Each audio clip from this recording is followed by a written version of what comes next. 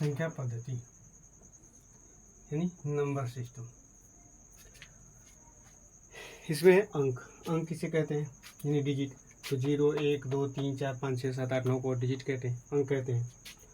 उसके बाद है प्राकृतिक संख्या यानी कि इसको कहते हैं नेचुरल नंबर, यानी कि गिनती की सभी संख्याओं को प्राकृतिक संख्या कहते हैं। जैसे 1 2 3 4 5 6 7 8 9 10 11 12 13 14 और अनंत तक, तो गिनती की सभी संख्याएं प्राकृतिक संख्या। उसके बाद है पूर्ण संख्या यानी होल नंबर यानी कि अगर हम प्राकृतिक संख्या में अगर 0 को शामिल कर लेते हैं, जो संख्याओं का समूह बनता है, उसे हम होल नंबर कहते हैं यानी पूर्ण संख्या कहते हैं। उसके बाद है विषम संख्या यानी ओड नंबर यानी कि वैसी संख्याएं जो 2 से विभाजित नहीं होती हैं।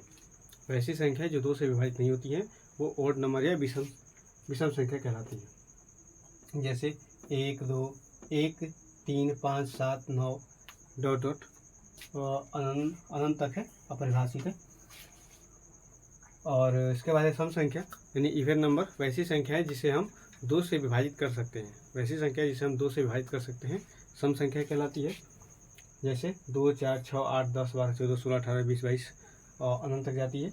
उसके बाद संख्या, हमें यहाँ पे संख्या बताना था, संख्या यहाँ आएगा, चलो इससे कोई फर्क नहीं है।